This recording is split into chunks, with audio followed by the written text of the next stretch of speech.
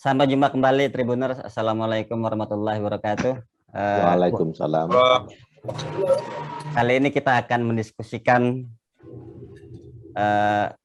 diskusi politik, yaitu terkait warisan kebijakan Anies di DKI Jakarta. Diskusi ini kita ambil bertepatan dengan momentum Jakarta Hajatan yang di ulang tahun ke-495. Bertepatan dengan itu juga, ini adalah tahun terakhir Anies Baswedan menjabat sebagai Gubernur DKI Jakarta. Bagaimana konfigurasi politik di DKI Jakarta? Karena waktunya sangat menuju 2024 berdempetan. Akhir November nanti atau akhir tahun ini Anies lengser, kemudian akan digantikan oleh penjabat sampai 2024 November baru ada pemilihan kembali Gubernur DKI Jakarta. Sesuai temanya, saya tidak sendiri, sudah bersama kami di studio. Yang pertama,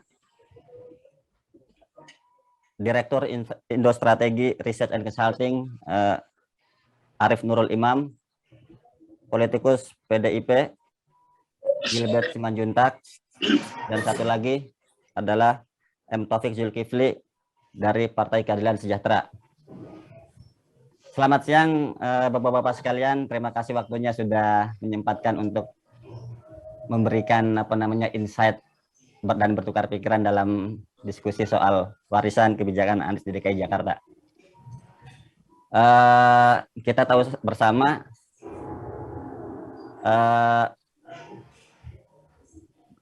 posisi Gubernur DKI Jakarta sangat strategis gitu, dan menjadi barometer politik nasional. Menariknya ini selalu memunculkan tarikan-tarikan atau tegangan-tegangan baik di tingkat eksekutif maupun legislatif. Yang pertama akan kita bahas bagaimana misalkan konfigurasi politik di DKI Jakarta ini berbeda kalau kita bandingkan dengan politik nasional gitu. Di politik DKI Jakarta, khususnya di DPRD DKI, partai oposan ada 2, PDIP dan PSI. Sisanya adalah yang mendukung Gubernur DKI Jakarta.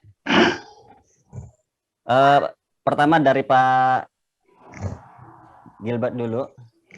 Bagaimana PDIP melihat atau meng-highlight apa yang sudah dilakukan oleh Gubernur DKI Jakarta Anies Baswedan selama 5 tahun ini? Makasih, Bung Yogi. Saya pikir lebih mudah buat kita untuk melihat berdasarkan janji kampanye gubernur waktu itu. Sehingga kalau kita ditanya apa yang kemudian sudah dilakukan, tentu itu tugas gubernur, tetapi apa yang belum dilakukan itu tugas daripada DPRD. Jadi kita bukan menjabarkan apa yang sudah dilakukan eksekutif, tidak. Nah, kalau ditanya apa yang sudah dilakukan, saya tidak dalam posisi untuk menjelaskan itu, seakan-akan saya berada di posisi mereka. Tentu tidak, walaupun Pak Zulkifli, Pak M. Taufik Zulkifli juga bukan dalam posisi eksekutif untuk menjelaskan. Tapi kalau saya ditanya apa kemudian catatan kita mengenai kinerja, ya mungkin saya bisa menjawab begitu, Bung. Untuk hal ini catatannya kira-kira Pak yang dari PDIP untuk apa yang sudah dilakukan oleh Pak Anies? Ya, kalau itu yang ditanyakan mungkin lebih tepat ya. Catatan kita banyak sekali janji kampanye yang belum tertunaikan. Kita melihat bahwa yang sangat mendasar sebenarnya adalah hal yang mendesak yang dibutuhkan masyarakat, yaitu banjir, perumahan, transportasi, kemudian rumah DP 0 rupiah, kemudian penanganan sampah, lalu itu yang menonjol sebenarnya. Dan hal-hal yang lain sebenarnya ada, tetapi mungkin tidak semenonjol hal ini. Kalau kita katakan menonjol juga, tetapi penyelesaiannya juga tidak begitu baik. Jadi kalau kita perhatikan dari tahun 2012 direncanakan berapa puluh kilometer itu untuk pelebaran sungai yang kita katakan normalisasi, sudah dikerjakan 16 kilo kalau tidak salah, lalu kemudian sisanya harusnya dilanjutkan untuk memperbesar aliran sungainya, tetapi tidak dikerjakan. Demikian juga dengan kanal yang menghubungkan barat dengan timur juga belum dikerjakan. Jadi itu salah satu catatan yang kemudian tidak dilaksanakan, padahal itu sudah sesuai dengan kesepakatan dengan pusat begitu. Lalu kemudian masalah rumah DP 0 rupiah dari 300.000 unit, kalau nggak salah sekarang 790 unit yang baru ada, dan itu pun tidak berjalan dengan baik. Lalu kemudian masalah ITF, pengolahan sampah, dari janji semenjak awal sudah, ini tahun kelima juga tidak dilaksanakan. Lalu kemudian masalah itu turun rumah tadi, kemudian masalah transportasi, ini juga menjadi catatan ya. Integrasi ini kami juga belum sepenuhnya yakin, makanya dalam rekomendasi dari Komisi B juga kami memberikan tenggang waktu 6 bulan untuk kemudian kita evaluasi, karena masih ada beberapa hal yang belum jelas, khususnya mengenai proyeksi subsidi harga tiket. Karena kita perkirakan bisa meledak sampai 57 triliun. Dan itu belum ada, sampai 4 kali saya pribadi menanyakan, mereka juga tidak jawab begitu.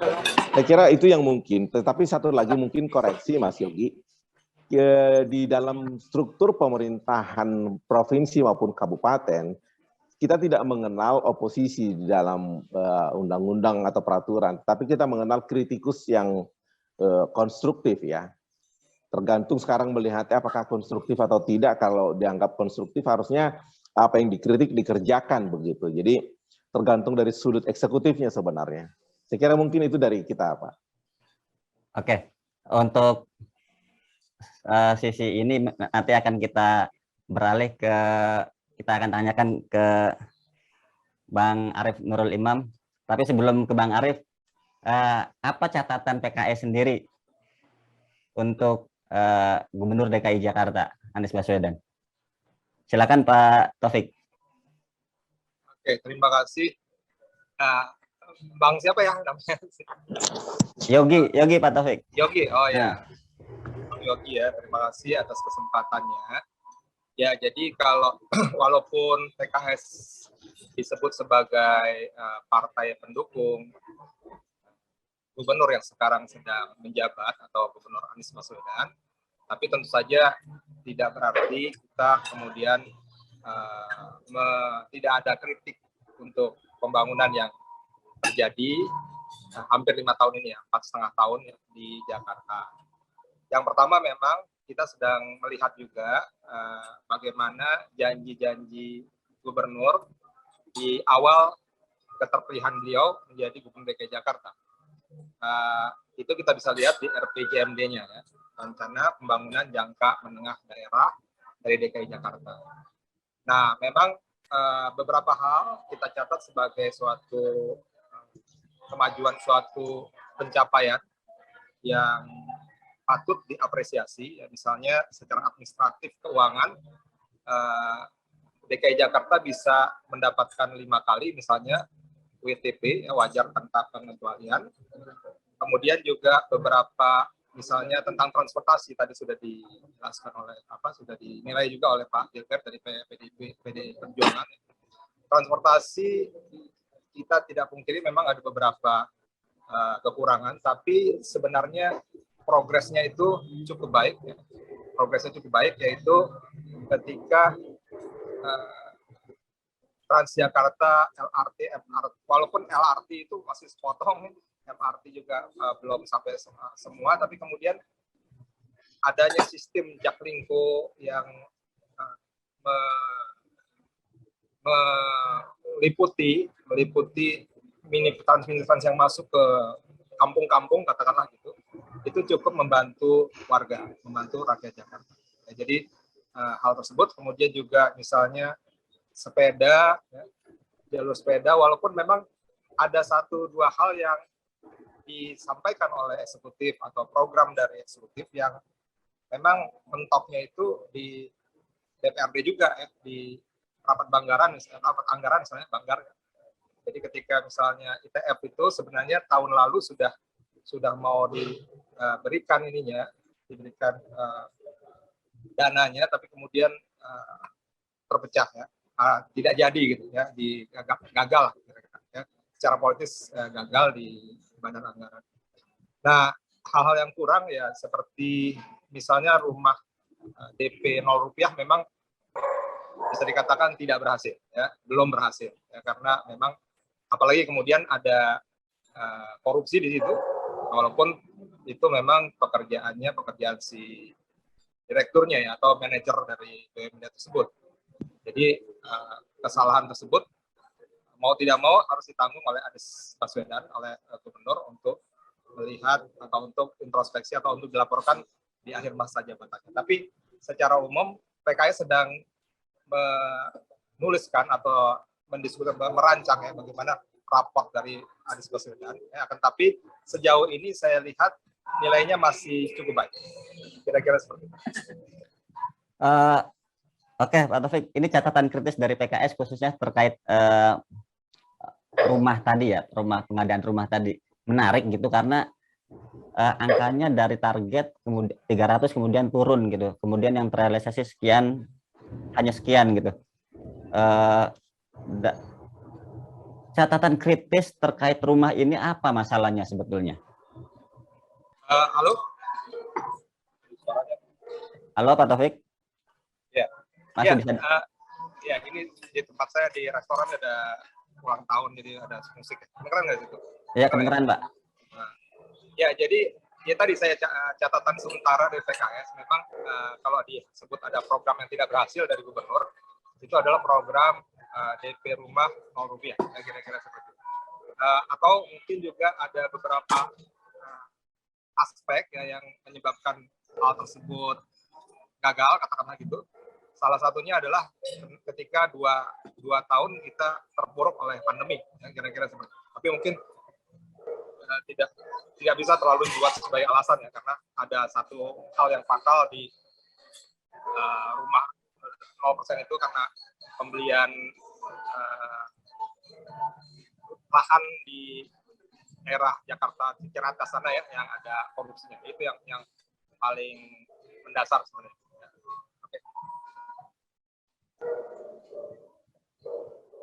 Oke. Beralih ke Bang Arief Nurul Imam. Bang Arief, gimana melihat misalkan partai politik khususnya di DPRD DKI melakukan check and balances terhadap kebijakan Gubernur DKI Jakarta sendiri? Oke, terima kasih. Selamat siang Pak Taufik dari fraksi PKS, Pak Gilbert dari fraksi PDIP, dan para peserta diskusi. Saya kira relasi politik eksekutif dan legislatif memang harus saling mengontrol. Fungsi DPR adalah salah satunya adalah melakukan kontrol, melakukan koreksi terhadap kinerja eksekutif, dalam hal ini Gubernur DKI Jakarta Anies Baswedan. Karena kita tahu memang ada janji-janji kampanye Anies Baswedan yang secara praktek tidak dilakukan secara sempurna atau bahkan bertolak belakang. Ini saya kira fungsi DPRD untuk melakukan kontrol maupun koreksi. Kalau kemudian DPRD diam, berarti fungsinya justru tidak berfungsi, peran dan fungsi tersebut. Soal apakah program-program Anies itu berhasil atau tidak, saya kira ada beberapa program yang berhasil dilakukan, tetapi juga ada banyak program yang tidak berhasil dilakukan. Seperti Pak Taufik sampaikan tadi, kemarin saya diskusi juga dengan di media, bahwa rumah DP 0% itu dari janji kampanye target 250.000, DP 0 rupiah, dari janji target 250.000 rumah, hanya tercapai 1.500. Artinya, secara prosentase itu kan jauh di bawah ekspektasi. Kalau kemudian apakah sudah dilaksanakan, tentu Pak Anies bisa ngeles, sudah saya laksanakan. Hanya saja secara kinerja ini jelas jauh di bawah ekspektasi. Kalau misalnya tercapai 60-70%, oke, itu bisa beralasan ada persoalan, misalnya persoalan pendanaan, pengadaan tanah, dan lainnya, dan sebagainya. Kedua yang saya lihat soal janji kampanye Anies Baswedan soal reklamasi. Pak Anies justru mengingkari janji ini, dia menolak reklamasi pada awalnya, tetapi dia justru dengan diksi lain membuat perluasan Pantai Ancol. Itu saya kira cuma perbedaan diksi saja. Nah, ini saya kira beberapa hal kebijakan Anies Baswedan yang bisa dikoreksi dan dikritisi. Terus faktor lainnya saya kira Anies ini seorang tokoh politik yang potensial dalam maju Pilpres 2024, sehingga kerja-kerja Gubernur DKI Jakarta Pak Anies Baswedan selalu beriringan dengan proyeksi-proyeksi untuk menaikkan elektabilitas.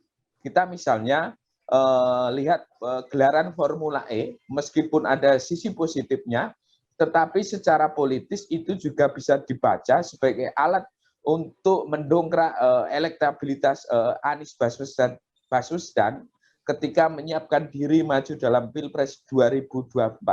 Tentu sah-sah saja sebagai politisi untuk melangkah ke karir jenjang politik berikutnya. Tetapi sebagai kekuatan masyarakat, tentu kita harus kritis.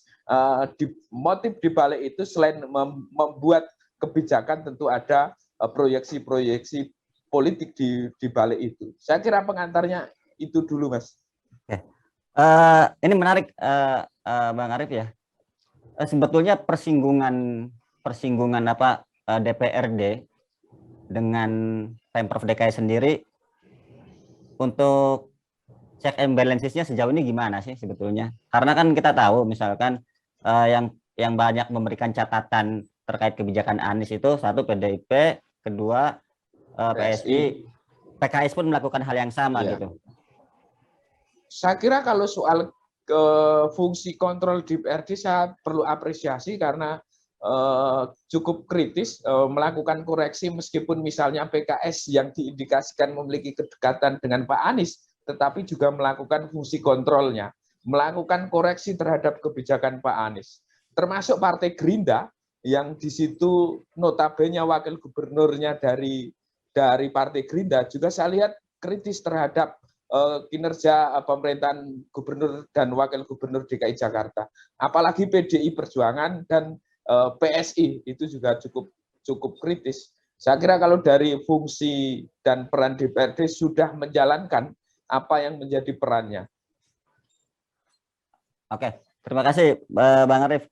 Kembali ke Pak Gilbert. Pak Gilbert punya catatan khusus nggak dari PDIP terkait DP rumah 0% ini? Ya, kalau catatan khusus ya tentu ada ya, karena sejak awal sebenarnya perencanaan mengenai rumah DP 0 rupiah ini sudah ditentang waktu debat kampanye bahwa itu tidak mungkin terjadi.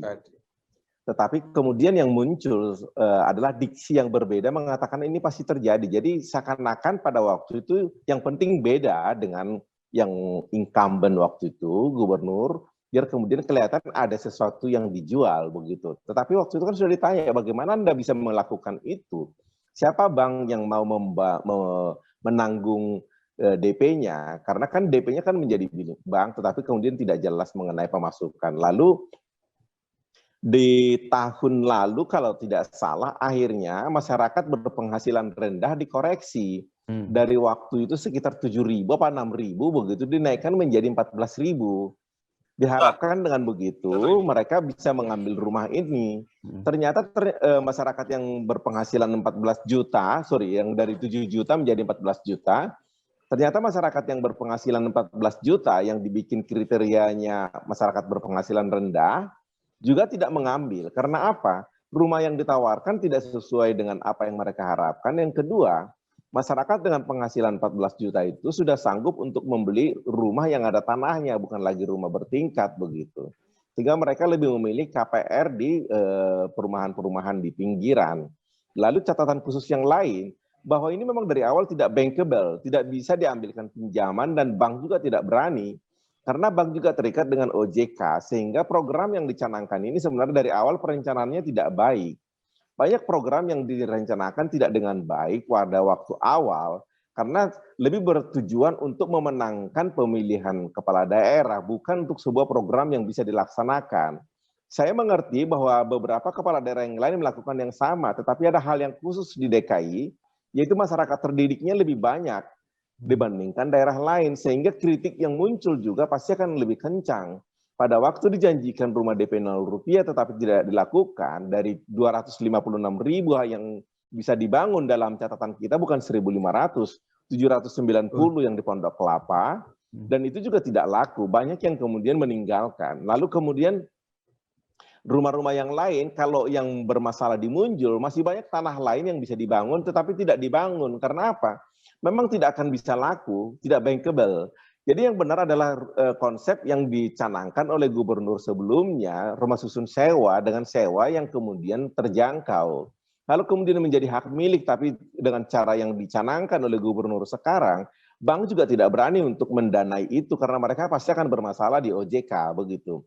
Lalu mengenai beberapa persoalan yang lain, saya kira di catatan yang paling menonjol ya di situ, dicoba merubah di masyarakat, karena memang dari awal ini sudah tidak mungkin dikerjakan. Jadi dicoba disiasati dengan merubah masyarakat berpenghasilan rendah juga tidak bisa, kemudian dicoba dengan membuat program yang lain juga tidak bisa. Saya pikir ini memang sebuah program yang memang tidak direncanakan dengan baik, hanya sekedar ya mungkin saya mengatakan gimmick ya dalam kampanye agar kemudian membedakan dengan pihak lawan kampanyenya begitu. Tetapi kemudian pada waktu sudah terpilih ternyata tidak bisa dieksekusi. Jadi ini mungkin menjadi catatan kita untuk pembelajaran juga buat masyarakat bahwa pada waktu debat itu diperhatikan baik-baik mana yang sekedar gimmick, mana yang benar-benar bisa dieksekusi begitu. Saya kira itu dulu catatan saya. Oke, menarik Pak Gilbert. Ini nanti pertanyaan selanjutnya ini bisa dijawab oleh Pak Gilbert dan oleh Pak Taufik sendiri. Soal DP rumah DP 0% ini. 0 rupiah. 0 rupiah, sorry. Rumah DP 0 rupiah ini, apa yang akan dilakukan, masukan apa yang akan dilakukan oleh PKS dan PDIP? Artinya kan rumah ini sudah beberapa tanahnya, beberapa proyeknya kan sudah ada. Kalau misalkan dibiarkan seperti ini, yang beli juga kemungkinan akan mikir 1000 kali gitu. Konsepnya masukan dari PKS ataupun PDIP sendiri biar rumah ini nggak terbengkalai statusnya proyek ini gitu. Apa masukannya? Jangan sampai ketika pindah beralih lagi pemerintahan yang baru, proyek-proyek semacam ini jadi terbengkalai gitu. Silakan Pak Taufik. Ya, jadi begini ya, itu kan salah satu ya dari program Anies Baswedan yang merupakan janji kampanye ya. Jadi rumah DP 0 rupiah. Nah, sebenarnya tadi dijelaskan oleh Pak Arief Nurul Imam ya bahwa memang ada peran masing-masing. Jadi eksekutif berperan sebagai mengeksekusi program dan memberikan program yang harus disetujui oleh legislatif dan harus diadakan fungsi pengawasan, budgeting, dan kemudian juga pembuatan peraturannya. Halo ya, masih kita dengar. Jadi sebenarnya kan ini sudah berlangsung 4,5 tahun ya. Memang saya mengakui itu adalah salah satu program dari Anies Baswedan yang katakanlah gagal gitu ya. Akan tapi sebenarnya ada juga kontribusi dari legislatif dari DPRD. Ketika di rapat-rapat atau di tahun pertama, tahun kedua, tahun ketiga, itu memang harusnya fungsi kontrol, fungsi pengawasan dari DPRD, dari kita ini, ya, termasuk dari PKS, itu harusnya bisa memperbaiki ya, program tersebut atau benar-benar memberikan warning. Kalau misalnya kemarin ada interpelasi, sebenarnya yang lebih perlu diinterpelasi adalah rumah DP 0 rupiah, ya, bukan Formula E. Jadi kalau kasusnya itu, saya jawabannya seperti itu dulu. Ya. Walaupun saya sebenarnya tadi tergelitik untuk memberikan komentar tentang apa pernyataan Pak Arief tadi ya, tapi udah ini aja dulu. Silahkan Pak, komentar ya. Halo? Halo ya, lanjut Pak yang komentar. Oh iya, tadi tentang apa? Tentang memang program Formula E misalnya yang dikatakan bahwa ini memang menjadi program etalase atau menaikkan elektabilitas lah kira-kira ya dari seorang Anies Baswedan. Nah ini juga sebenarnya kan program yang memang sudah disetujui awalnya ya, di tahun pertama itu dananya dari Dispora, kemudian bahkan Kemenpora juga sudah memberikan rekomendasi dan lain-lain.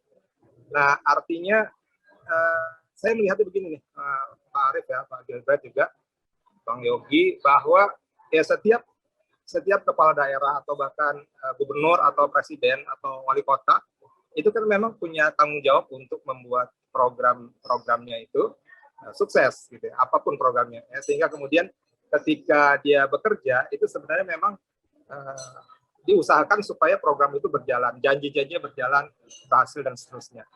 Nah, kalau misalnya itu disebut sebagai ini mau nyalek nih mau apa gitu ya, artinya bukan menyalek, menyapres ya. Nah, itu sebenarnya juga kan harusnya dialami oleh semua gubernur atau semua kepala daerah. Gitu. Jadi ketika dia bekerja dengan baik, sebenarnya kita tidak bisa serta-merta mengatakan, oh mau nyapres ya, oh mau meningkatkan elektabilitas seperti itu kan. Misalnya di Lombok NTB, Pak Zulkifli Mansa di gubernurnya, ketika ada Mandalika itu tidak disebutkan seperti itu. Ya, atau mungkin di Jawa Tengah juga Pak Ganjar ketika memberikan program-program itu tidak seperti itu. Jadi saya melihat walaupun memang ada keuntungan dari segi pribadinya mungkin memang ada sedikit inilah ya sekalian. Tapi saya kira harus dilihat. Saya tidak menyalahkan juga, Pak tadi. Ya, halo. Ya, jadi bisa dilihat dengan fair juga. Memang ketika dia menjadi kepala daerah atau menjadi pemimpin gitu ya, memang dia harus beauty contest ya untuk memperlihatkan kepada rakyatnya, kepada siapapun bahwa saya bisa bekerja, saya bisa bergerak bekerja dengan baik, saya punya kapabilitas, ya, punya prestasi dan inilah saya kira-kira seperti itu. Itu aja, Mbak Arief. Ya. Oke, Bang Arief, tunggu sebentar Bang Arief, kita minta komentarnya soal yang tadi pertanyaan yang sama ke Pak Gilbert. Pak Gilbert gimana ini? Harusnya interpelasi rumah DP 0 rupiah bukan Formula E. Karena itu sangat basic need banget. Gimana Pak Gilbert? Apa yang dikatakan oleh Pak Taufik Zulkifli bahwa kemudian dari badan anggaran tidak mengkritisi atau bukan badan anggaran, DPRD lupa mengingatkan, saya kira itu kata-kata bukan kepada PDI Perjuangan atau ke PSI. Sebegitu gubernur sudah mulai bekerja, kita masuk. Kita sudah kritisi habis soal rumah DP 0 rupiah dan banjir. Jadi kalau dikatakan yang gagal itu hanya rumah DP 0 rupiah, program banjir juga gagal karena naturalisasi juga gagal. Apa yang dilakukan menjadi sumur resapan juga gagal. Jadi kalau mau dikatakan malah lebih parah lagi, duit ratusan miliar keluar tidak berfungsi begitu. Malah menjadi masalah karena membuat macet. Jadi bukan hanya rumah DP 0 rupiah yang gagal, yang ini lebih parah lagi, naturalisasi. Jadi sebenarnya yang terjadi itu adalah program yang tidak direncanakan dengan baik, bahwa kemudian yang harusnya dilakukan interpelasi itu rumah DP 0 rupiah, sejak awal itu sudah dikritisi dan kemudian kita melihat dilakukan masih dalam suasana yang baik awal-awal di 2019. Kan Formula E ini mulai bermasalah kan semenjak kita bicarakan di Komisi B yang awalnya di 2018 di periode anggota DPR sebelumnya ini dimasukkan ke dalam Dispora, makanya kemudian komitmen fee dibayar oleh Dispora. Lalu kemudian berubah menjadi ke Dinas Pariwisata, jadi bukan lagi perhelatan olahraga, tetapi menjadi perhelatan pariwisata. Mendadak berubah kemudian menjadi masuk ke BUMD, ke Jakpro. Bayangkan Jakpro bisa mengelola dari mulai konstruksi, kemudian pariwisata, semua dikerjakan oleh Jakpro tanpa kemudian bisa kita evaluasi mana yang berhasil, mana yang tidak. Tetapi apa yang terjadi waktu kita kritisi, kemudian semua menyatakan enggak ini udah benar, udah segala macam. Lalu kemudian memuncak, kalau rumah DP 0 rupiah memang semua sepakat, sehingga tidak timbul interpelasi. Nah, kalau dikatakan Formula E itu kemudian sudah disetujui oleh DPRD, saya kira disetujuinya itu dalam suasana yang sangat-sangat mepet. Karena 2 minggu sebelum periode yang lalu itu selesai masa jabatannya, dan sudah keluar hasil dari pemilu, mereka itu sekitar 40% tidak terpilih lagi, itu dimajukan di rapat paripurna APBD perubahan di Badan Anggaran, rapat Badan Anggaran 2 minggu sebelumnya. Bayangkan yang hadir, kalau yang normal saja masih awal-awal yang hadir berapa, ini apalagi di akhir masa jabatan dan 40%-nya sudah tidak terpilih karena yang maju ke periode kami sekarang ini sekitar 60%. Bisa dibayangkan bahwa memang rapat Badan Anggaran pada waktu itu betul-betul ya sangat tidak memenuhi quorum sebenarnya.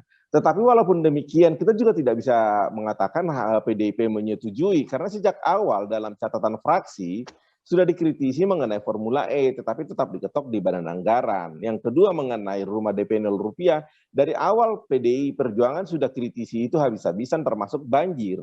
Lalu kemudian bahwa kemudian dinyatakan seakan-akan itu disetujui, tidak diberikan anggaran di Badan Anggaran, saya kira eksekutif juga harus berhasil meyakinkan legislatif bahwa apa yang mereka mau kerjakan itu memang betul-betul sudah mampu dikerjakan. Karena kan di situ juga banyak fraksi, sehingga kalau fraksi lain tidak setuju juga yang malu sebenarnya eksekutif kenapa kemudian mereka tidak mampu meyakinkan legislatif untuk memberikan budget yang sesuai. Jadi jangan kemudian seakan-akan legislatif bertanggung jawab. Tanggung jawab kita kan hanya melihat ini layak apa tidak dan diketok palu di rapat banggar besar gitu. Jadi saya kira itu sesuatu hal. Yang paling parah itu selain DP 0 rupiah itu ya naturalisasi itu yang tidak dikerjakan dan dikerjakan dengan sumber resapan juga gagal. Saya kira itu juga catatan penting. Sehingga kalau kita mau melihat apa yang akan dilakukan oleh gubernur yang berikut, ya memang ini luar biasa besar PR-nya, sementara dia cuma 2 tahun. Kalau saya melihat ya periode berikut itu meletakkan awal-awal mengerjakan semaksimal mungkin 2 tahun. Dalam 2 tahun dia mesti kejar seberapa yang bisa, lalu kemudian sisanya dilanjutkan oleh gubernur terpilih di 2024 begitu. Oke, menarik untuk yang soal sisa 2 tahun yang akan diteruskan oleh penjabat. Beralih ke Bang Arief. Bang Arief tadi gimana? Melihat ini rumah DP 0 rupiah ini kan sudah berdiri dan sudah bangun, tapi ternyata peminatnya juga sedikit. Ini bakal menyisakan menjadi proyek yang terbengkalai apa enggak sih next-nya? Kalau kemudian secara kelayakan untuk misalnya dari sisi Pak Gilbert sampaikan tadi bahwa lebih membeli rumah di pinggiran, tentu tidak sesuai dengan harapan, sehingga kemungkinan mangkraknya juga cukup besar. Karena kemudian kalau orang berpenghasilan 15 juta, 14 juta ke atas, lebih memilih beli di pinggir Jakarta. Kalau kemudian itu dilanjutkan, tentu akan lebih banyak mangkrak. Kalau kemudian itu mangkrak, tentu saja kan menjadi beban DKI Jakarta. Dan karena itu harus dipikir akan digunakan untuk apa. Paling tidak digunakan untuk fasilitas publik atau apa. Tentu saja ini kerja-kerja eksekutif untuk melakukan perencanaan bagaimana menyelamatkan aset yang telah dilakukan tetapi tidak bisa difungsikan. Kira-kira gitu, Mas. Oh iya, Pak. Saya koreksi dikit. Rumah DP 0 rupiah yang baru dibangun itu baru di Pondok Kelapa. Yang di Cengkareng pun bermasalah. Jadi baru 790 yang dibangun dari janji 256.000. Jadi belum ada yang mangkrak. Oh iya. Tanahnya yang kemudian bermasalah karena dibeli dengan cara yang tidak baik dan sekarang diproses oleh KPK. Oke, jadi ke depan mau diubah konsepnya apa gimana? Apa mau dijadikan apa sebetulnya? Ya, kita lihat gubernur terpilih nanti maunya apa, bukan kita yang menentukan. Posisinya kan beda. Kecuali kutip itu, Mas. Ya, kecuali Bang Yogi punya hak prerogatif menunjuk saya menjadi gubernur, ya saya kerjakan. Oke, siap. Pak Gilbert mau maju ya gubernur. Tapi ini 2004 Pak Gilbert. Sampai batuk saya gara-gara Pak Zulkifli ini. Pak Taufik mau menambahkan soal ini, Pak? Iya. Yang mana? Oh ya, jadi gini, apa namanya, masalah ini kan DPRD kan lembaga politik ya, gitu ya. Jadi kadang-kadang keputusan itu memang didasarkan pada suara terbanyak, jadi tidak berdasarkan pada sesuatu yang memang harusnya ini lebih baik gitu. Seperti itu kan ya. Jadi ketika rumah DP 0% atau ketika Formula E atau ketika yang lainnya ya, transportasi segala macam itu bergulir di DPRD, dipresentasikan oleh Pemda DKI Jakarta, kepala dinasnya, BUMD-nya itu. Nah, pada saat itu kan kita harus menilai apakah ini memang layak atau tidak. Nah, penilaiannya itu kalau DPRD kan sifatnya politis, jadi kadang-kadang ya ini bagaimana ada anu dan itu gitu ya. Jadi itu sudah dilewati oleh Formula E, misalnya oleh program DP rumah 0 rupiah,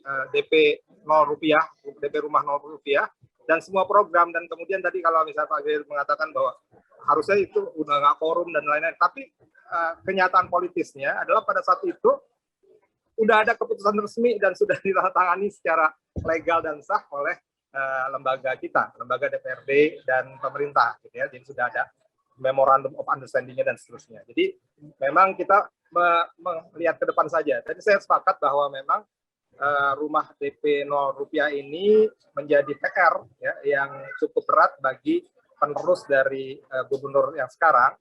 Walaupun kalau yang 2 tahun ini kan cuma penjabat ya, saya khawatir dia tidak memiliki wewenang yang penuh. Jadi kayaknya sih nanti PR-nya itu lebih pada gubernur di 2024 ya, itunya. Tapi saya kira ada banyak juga program-program yang bukan jadi PR, tapi justru jadi sesuatu yang membuat pekerjaan gubernur yang akan datang itu bisa lebih mudah. Kira-kira seperti itu. Oke, selanjutnya kita akan membincang soal peran penjabat di sisa pemerintahan Pemprov DKI menjelang 2024. Apa yang paling krusial dari fraksi PDIP yang harus dilakukan oleh penjabat berikutnya yang setelah Anies lengser ya? Mungkin ini pertanyaan yang sama juga akan nanti ke Pak Taufik dari fraksi PKS. Ini pertanyaan ke saya nih, Mas Yogi.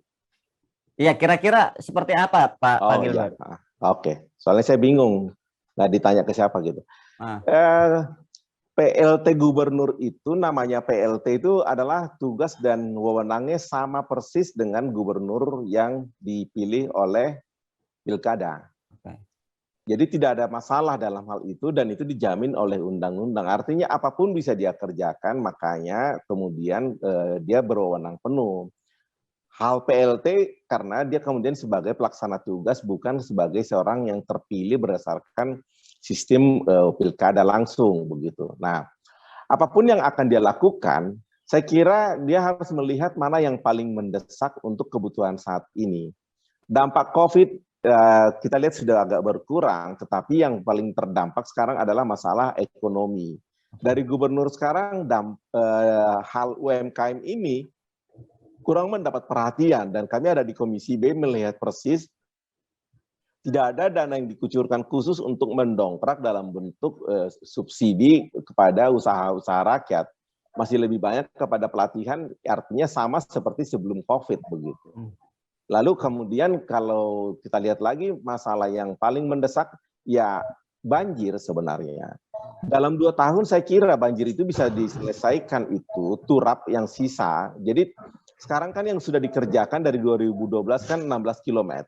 Sisa kalau nggak salah itu sekitar 20 km lagi dan kemudian banjir kanal yang menghubungkan banjir kanal barat dengan banjir kanal timur untuk menampung air yang kemudian bisa meluap di salah satu kanal begitu. Saya kira dalam 2 tahun itu bisa diselesaikan dan kemudian masyarakat Jakarta akan bisa tertolong. Lalu masalah rumah DP 0 rupiah, saya kira kembalikan saja, jangan lagi rumah DP, karena dari awal saya katakan bahwa rumah DP 0 rupiah itu tidak bisa dilakukan, karena bank juga tidak akan mau mengambil risiko. Dan mereka juga takut dengan OJK kalau mereka kemudian mempunyai kredit macet yang tidak terhitung jumlahnya gara-gara menyokong programnya gubernur DKI. Jadi kembalikan saja itu menjadi rumah susun sewa yang terjangkau dan kemudian pengelolaannya dikelola oleh DKI seperti yang ada kemarin. Jadi yang ada kemarin itu sangat diminati oleh orang, tetapi itu kemudian menjadi seakan-akan tidak berfungsi. Tetapi juga yang menjadi sangat penting buat saya pribadi, kita melihat di DKI ini masyarakat sudah sangat terbelah 2 kutub kanan kiri, polarisasi, dan kita tidak mempunyai ruang publik untuk kemudian masyarakat di lingkungan kecil itu bisa menjadi satu, guyup. Hari Minggu orang pergi ke gereja, hari Jumat orang pergi ke masjid, tidak ada tempat buat orang untuk kemudian guyup. Kalau guyup di tempat mal, yang guyup adalah orang-orang kaya, orang-orang miskin tidak guyup di situ. Sebenarnya ini adalah tempat yang sangat baik yang bisa diambil alih oleh RPtra. Sayangnya di zamannya Bung Anies, RPtra ini terbengkalai sesungguh-sungguhnya kemudian menjadi sarang nyamuk segala macam. Ada yang saya dengar itu menjadi sarang narkoba, untuk pakai narkoba di situ menjadi ilalang.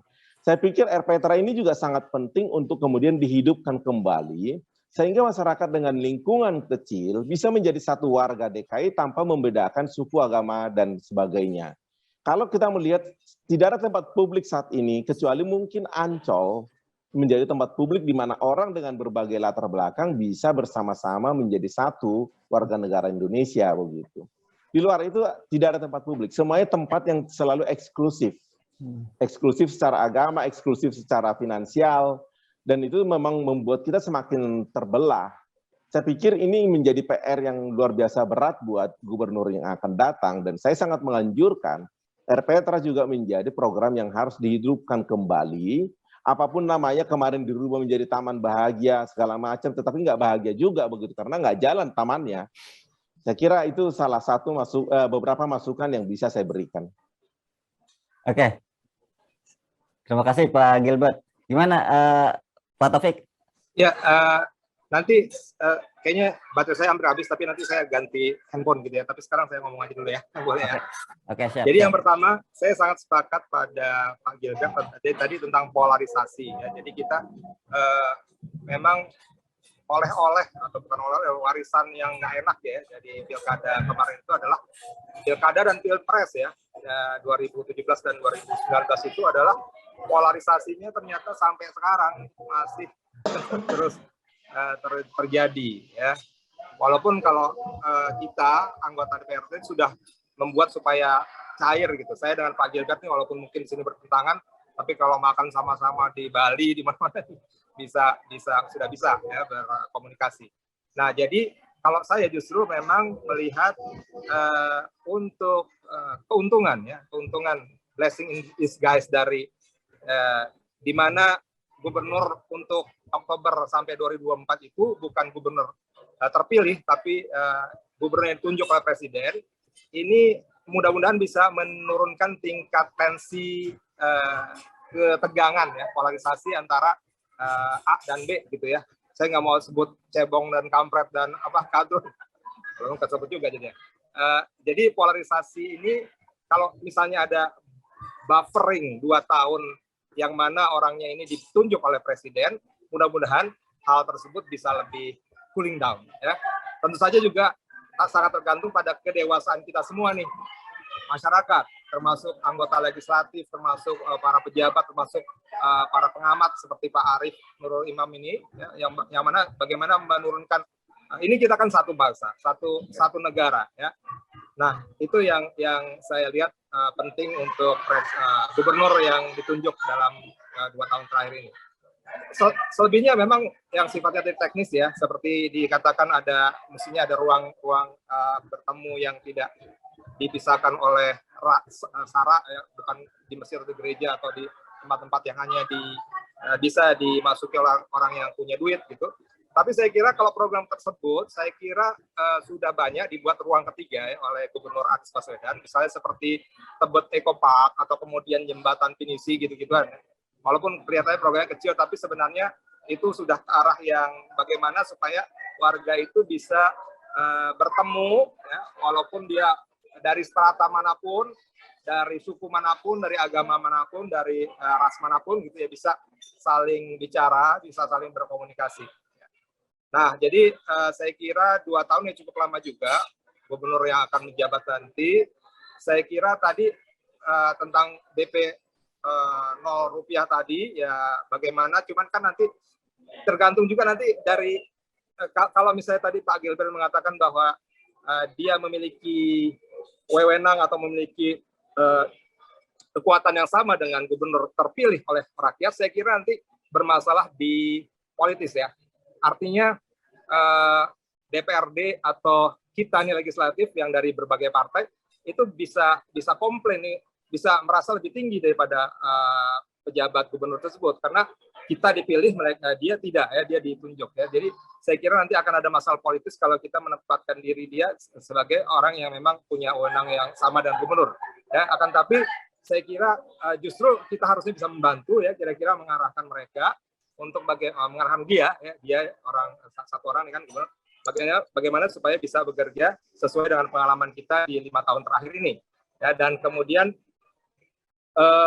jadinya tadi saya lupa ngomong apa ya. Jadi kira-kira kita ingin supaya kita lihat ke depan ya, bagaimana Jakarta ya. Jakarta ini kan nanti barometer dari seluruh Indonesia ya. Mula-mula yang saya inginkan, ya saya dambakan, yang saya impikan adalah bagaimana polarisasi tadi itu bisa turun dulu deh ya. Kita sama-sama lagi berpegangan tangan sebagai bangsa Indonesia mau memajukan semua ya, memajukan Jakarta, memajukan Indonesia. Jadi tidak lagi bersifat bahwa harusnya bukan mereka dan seterusnya ya. Oke, kira-kira itu aja yang dapat saya inikan. Saya kembalikan ke MC. Terima kasih Pak Yogi. Oke, terima kasih Pak Taufik. Untuk Bang Arief masih dalam konteks yang sama Bang ya. Apa mungkin polarisasi itu akan hilang dengan adanya pejabat? Itu yang pertama. Yang kedua, sekarang justru di daerah-daerah itu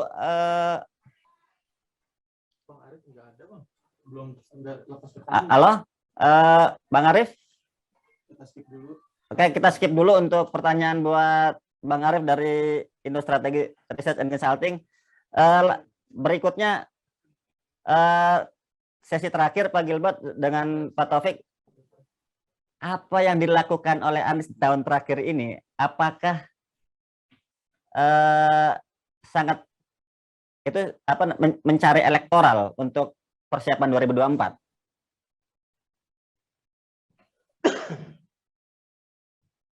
Siapa dulu nih yang Pak, silakan Pak Gilbert dulu. Loh, saya dulu yang dikasih duluan, ya udah nggak apa-apa. Muter Pak.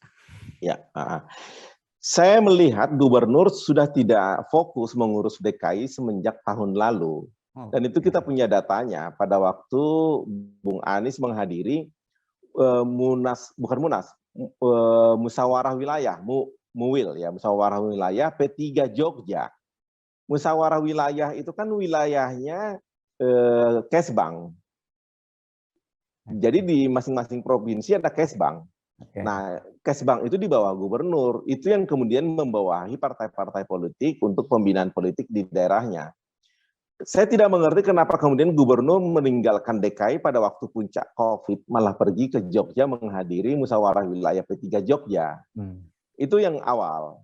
Yang kedua, saya melihat beberapa kali kejadian misalnya yang panen kemudian nginap di ziarah, tidur 3 hari di mana itu, padahal di Jakarta juga lagi tinggi-tingginya COVID. Artinya dalam setahun terakhir saya melihat Bung Anies sudah tidak fokus dalam mengurus DKI dan termasuk di rapat-rapat paripurna sudah tidak pernah hadir. Saya melihat Bung Anies meniru gayanya SBY pada waktu menerima penghargaan WTP 5 tahun dari BPK, baru kemudian hadir di paripurna. Sebelumnya tidak pernah hadir. Kalau ada apa-apa selalu Wagub yang menjelaskan. Kemudian pada waktu dibikin meme oleh yang ditampilkan oleh Ruhut, kemudian bermain dengan playing victim. Jadi ini sangat mirip terlihat dengan gayanya SBY dulu. Nah, dampaknya memang kita melihat dengan ambisi yang begitu besar untuk menjadi presiden, maka waktu atau pikiran yang dicurahkan kepada DKI itu berkurang banyak sekali. Sangat terlihat di dalam kondisi sehari-hari, khususnya dalam hal relasi dengan DPRD. Nah, ini sebenarnya tidak terlalu baik. Ini presiden buruk, contoh yang buruk untuk kemudian ditiru. Karena kita melihat DKI ini kan semacam golden standard ya, gold standard buat provinsi lain. Kalau DKI saja kemudian dilakukan demikian, bagaimana kemudian daerah-daerah lain? ini tidak baik untuk pendidikan politik buat masa mendatang, khususnya ini dimulai dari DKI. Dan saya pikir ini harus menjadi catatan buat kita bahwa sebaiknya gubernur itu, khususnya DKI, jangan membuat DKI ini menjadi semacam bancakan atau tangga untuk ambisi berikutnya, sehingga DKI ini menjadi tidak diurus dengan baik. Kecuali dia mau melakukan hal yang baik di DKI ini untuk kemudian dia dapat nama, itu sangat baik. Tetapi kalau hanya sekadar tangga saya, itu tidak baik. Dan kita juga menghadapi masalah yang penting, walaupun kita tidak terlalu khawatir dengan itu, yaitu peralihan status DKI menjadi daerah apa belum tahu kita, karena statusnya masih didiskusikan.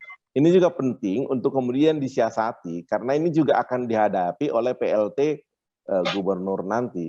Saya kira itu dulu dari saya. Oke. Gimana Pak Taufik, fraksi PKS melihat apakah setahun terakhir menjabat ini sepertinya Pak Anies ini sudah mencari program-program yang sangat terkait dengan elektoralnya untuk persiapan 2024?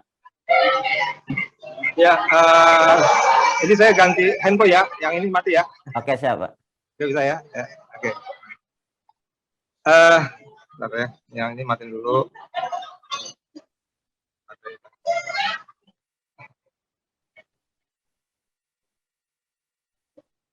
Ya, jadi untuk tadi pertanyaannya kan adalah bagaimana Anies Baswedan sebagai gubernur di tahun terakhir ya. Jadi kalau dari kami, dari PKS dan dari saya pribadi, ya saya berharap supaya husnul khatimah, ya, akhir yang baik. Jadi memang janji-janji yang kemarin masih bisa untuk dikejar, untuk dituntaskan, saya harap bisa dituntaskan segera, gitu ya. Jadi, tapi kemudian tadi kelihatannya ada yang tidak bisa dituntaskan seperti rumah 0 rupiah tadi, DP 0 rupiah, maka itu harus disertakan laporan atau yang lengkap ya, laporan yang lengkap bagaimana, atau kalau bisa juga diberikan masukan usulan bagaimana supaya hal tersebut bisa diperbaiki oleh gubernur atau pejabat gubernur yang berikutnya. Kira-kira seperti itu aja. Terima kasih.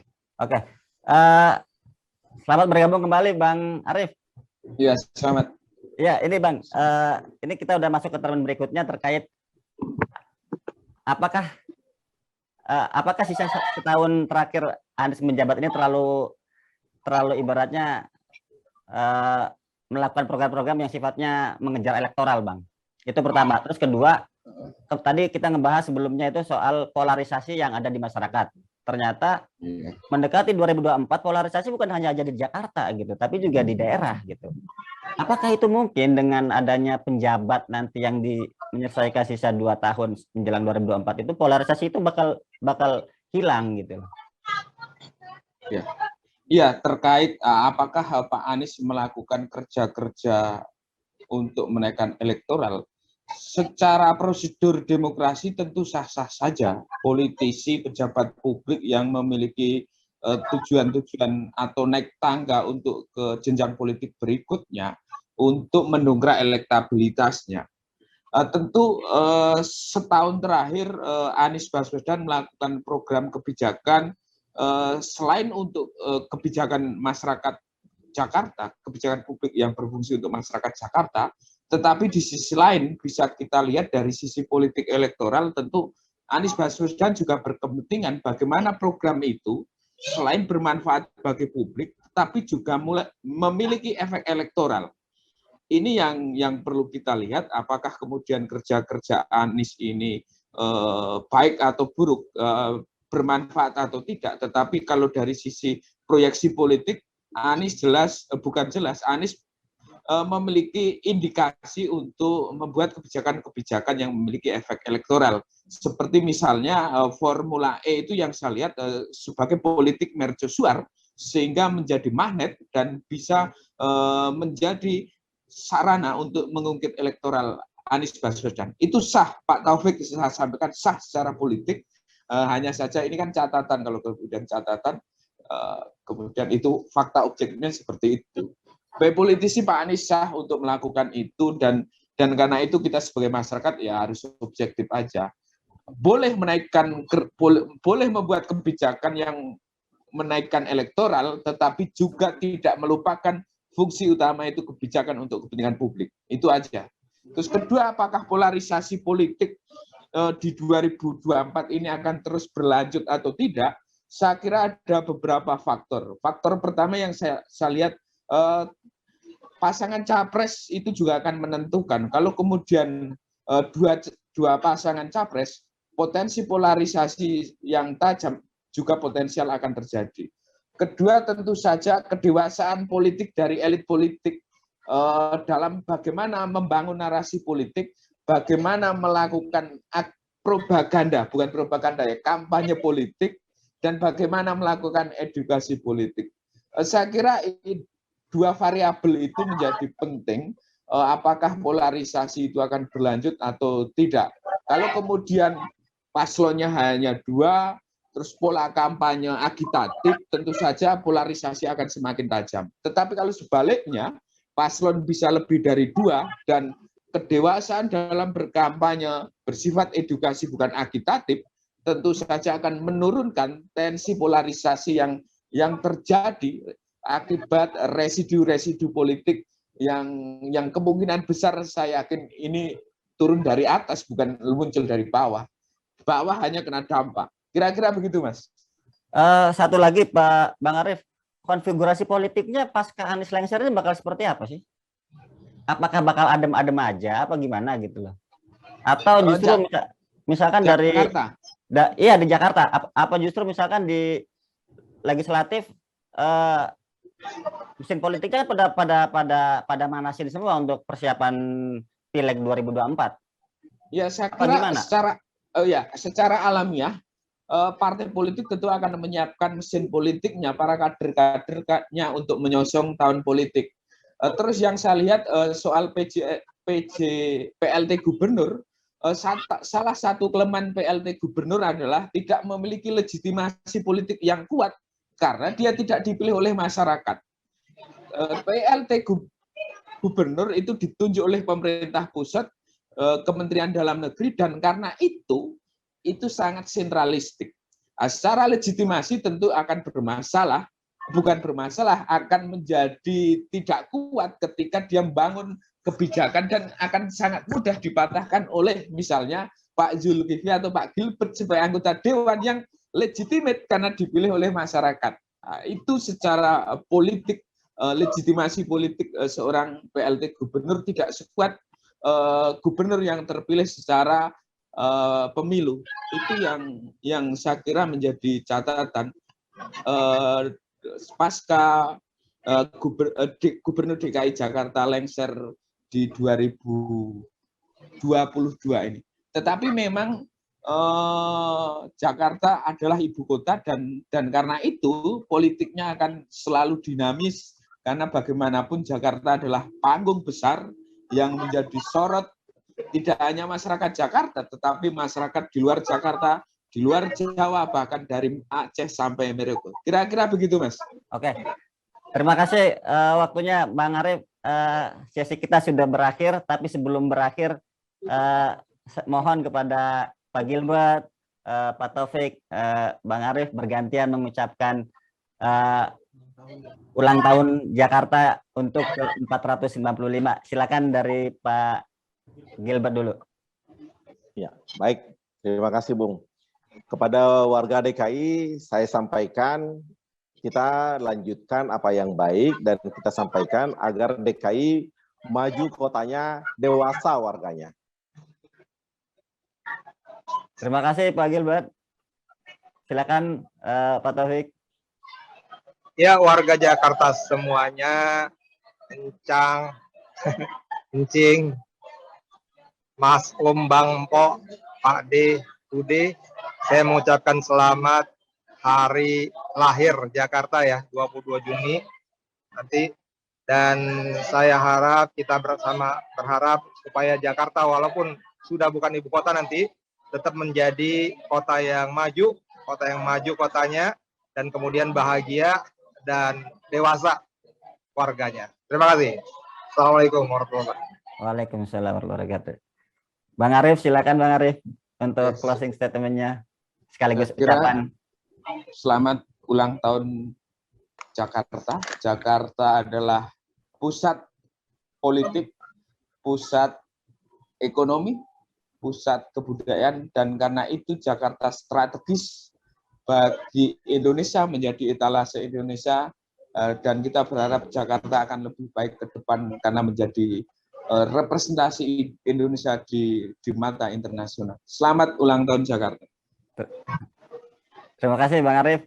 Terima kasih Bapak-Bapak sekalian, Pak Gilbert, Pak Taufik, dengan Bang Arif sudah meluangkan waktunya bersama Tribun Jakarta dalam program Tribun Talks. Wassalamualaikum warahmatullahi wabarakatuh. Sampai jumpa lagi di lain kesempatan. Ya Pak Arif, Pak Gilbert, Ya, terima kasih.